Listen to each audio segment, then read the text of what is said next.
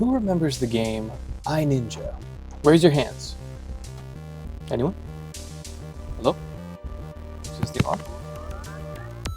It seems like only a select few actually remember this game, me being one of them.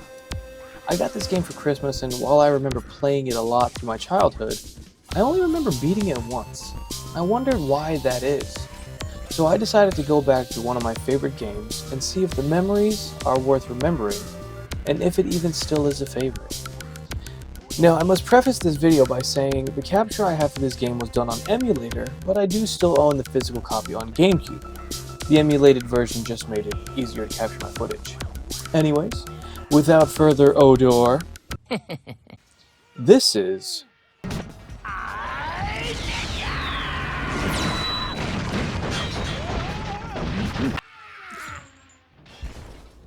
What have I done? Master, you're dead. Your grasp. In I Ninja, you play as a ninja named Ninja. During a rescue mission to save his sensei named Sensei, he accidentally killed his sensei. After killing Sensei tells you that some douchebag named Odor is a warlord trying to take over the world, and you need to stop him. Now, would you believe me if I said that's honestly the whole gist of the game? There really is nothing more to add to the story other than that. What kind of name is Kaiser? I hope there is enough time to teach you the lessons you will need to defeat the protectors of the stones. He's dead, and still, all he can think about is my training.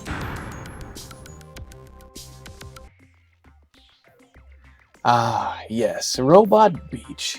It's all coming back to me now. I can smell the nostalgia. And a hint of foreboding dread.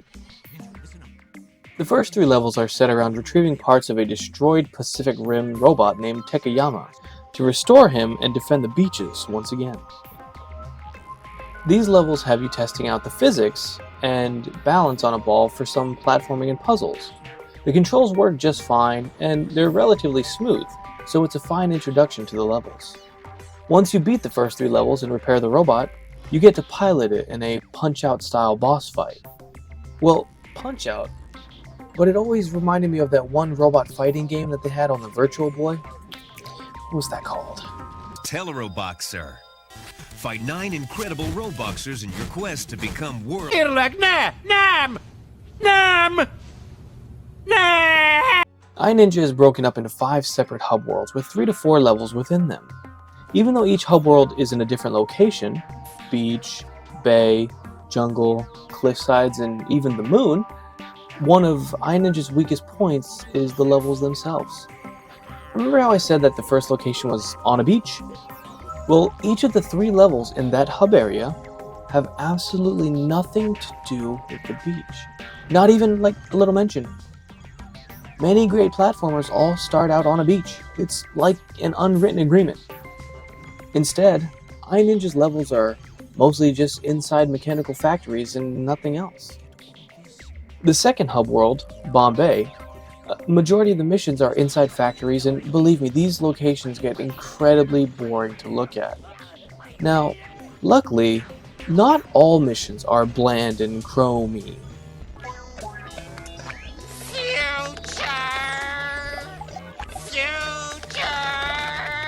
There are a few standout missions that I will talk about and ignore majority of the rest because they are really that monotonous.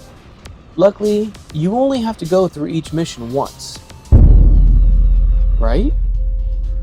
Wave complete. In Bombay, you have a mission where you need to defend the shores from waves of enemy ships. So far, this game is trying to introduce many different mechanics and gameplay styles to make up for its bland level design and to keep it fresh and interesting. Like this next level where you have to balance on a barrel full of gunpowder that you need to carry on to the end of the stage, which is filled with fire-sprouting traps and enemies to hinder you on your way to blow open a cage, which holds this game's collectibles/progression MacGuffins, grades. You collect grades to achieve higher level belt colors, which you need to progress through the game.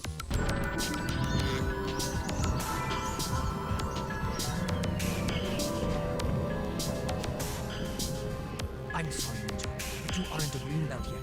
Try some other doors, and come back when you're a mean green fighting machine. Another mentionable level is Chase the Fuse. You need to outrun a lit fuse to grab the grade before the fuse ignites a pile of fireworks that will blow up the bay and the grade. This was probably my favorite, as it was fast-paced, intense, and had just the perfect level of difficulty.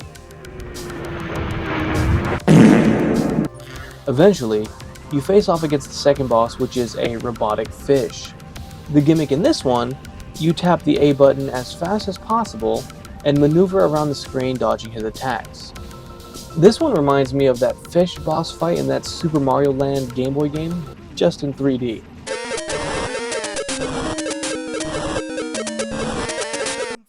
Upon defeating each boss, you are rewarded with a Rage Stone, a magical stone which gives you a new ultimate move. The first one, Ninja Berserker, you start the game with. It's also what caused you to accidentally kill Sensei? It seems cool, but it doesn't do much more than increasing your damage and giving you a little bit of health back. The second one is called Ninja Revive, a healing move that gives you more health back. In fact, all of these moves give you health back, but Revive just gives you the most. The third one is a giant shuriken you can ride on, which honestly is pretty cool. And the last one is where the game actually gets its namesake, I Ninja.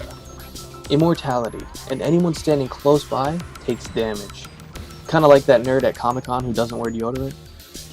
Now what sucks about these moves is you need to kill enemies and destroy items to build up the meter, which you have 4 meters altogether. If you build up all 4 meters, but still only decide to use your level 1 skill, it will still all use 4 bars of your special meter buildup. This makes saving your ult something you actually need to think about and plan. The third hub world. The third hub world is a jungle area, but each mission is mechanical still, but now around trees. Although, to be honest, cutting down these bamboo is pretty satisfying. Once you finish the 3 levels here, you will notice that you don't have enough grades to reach your next belt, which means you can't face the boss of this area. Yet. So what do? Well, on top of each mission's initial goal, which is usually just make it to the end and grab the grade, each mission also has 2 additional grades to grab. 3 grades for each level. In the turret defense level, all you need to do is achieve a high score of 50,000 to pass. Oh yeah, there's a score system in this game which gives you bonus lives. But the game is so easy that I beat the game with 117 extra lives and only dying once on accident when I missed a jump into a instant death pit. Anyways, it seems difficult to achieve this score at first, but once you realize you can build up your combat multiplier, it becomes cake. Bitch, is this cake? Once you beat each boss, you also free a ninja who do no more than unlocking the door for you to get to the next hub, and also providing challenge missions for you that you have to pay for. Each one of these challenges aren't too difficult or long, each lasting no more than a minute usually, and honestly some of these are some of the most fun levels in the entire game. But even with these, it's still not enough to progress, so you need to replay missions you already completed. Each mission will have 2 of 3 variants. Either find all 10 secret red coins, kill all the enemies, or beat the clock.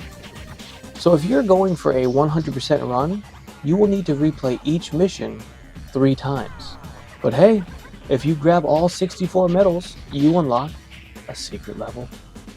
So, being as I wanted to give you guys a full rundown of this game, I went for a completionist run.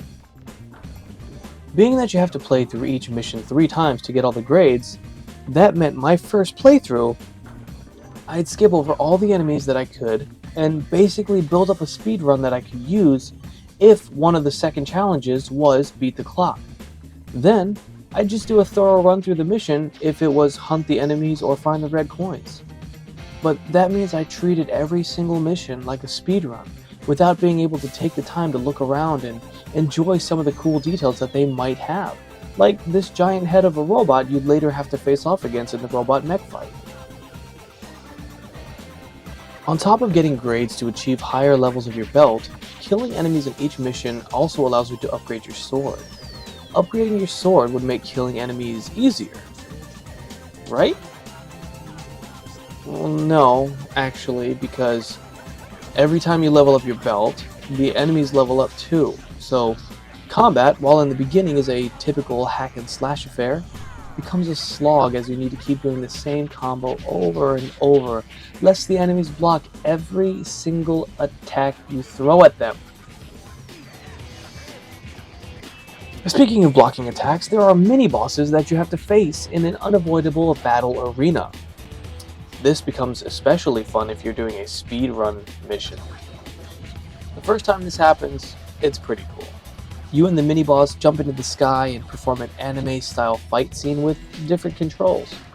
Again, the first time this happens, it's fun, but you have to do it so many times throughout the course of the game, and by the time you do it for the 5th time, it's already well past its welcome. Okay, now we finally have enough grades and belts to progress.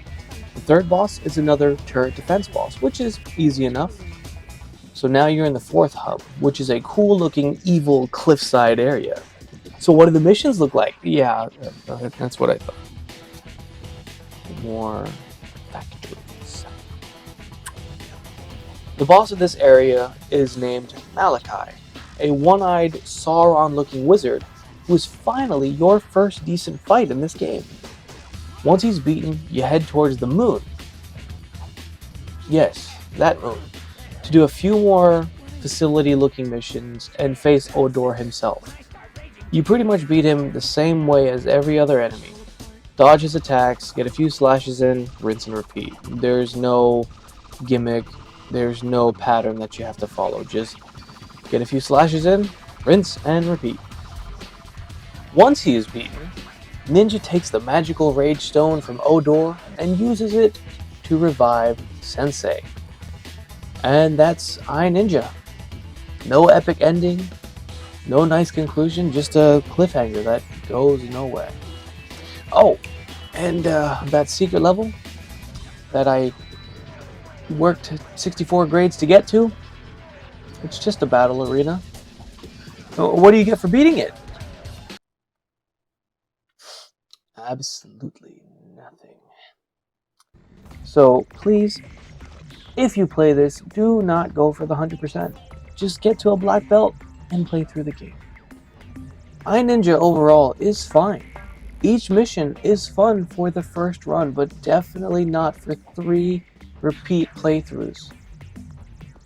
I think this is actually an issue because a lot of this game feels rushed. Like, they had a grander scale of ideas for this game, but it just didn't pan out.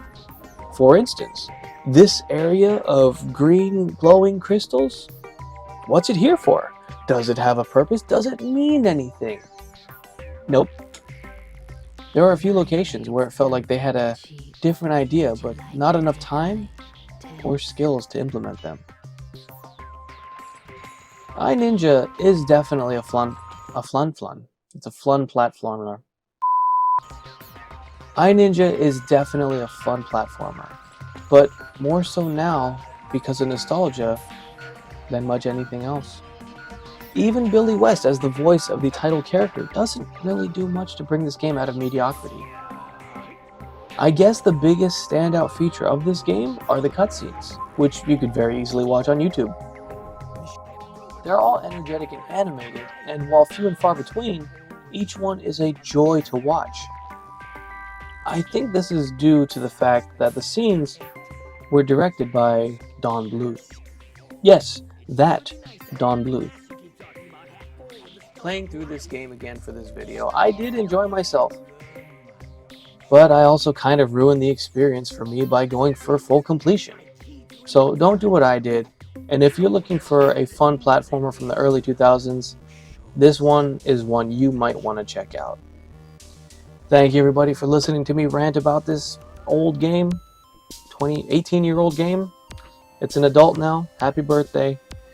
If you guys enjoyed this, please consider leaving a like, leave a comment down below, and subscribe for more random, fun, wacky videos where we just talk about old video games. And if this is one of your nostalgic games as well, I hope you still enjoy it even to this day. I hope I haven't offended anybody with my take on this game, as it is just my opinion. If you guys enjoy it, that's awesome. I'm glad that you do. Please continue to enjoy it, and hopefully more videos of games that I play coming up are also games that you enjoy. And if so, I hope to see you guys on the other side in those videos as well. But until then, bye-bye.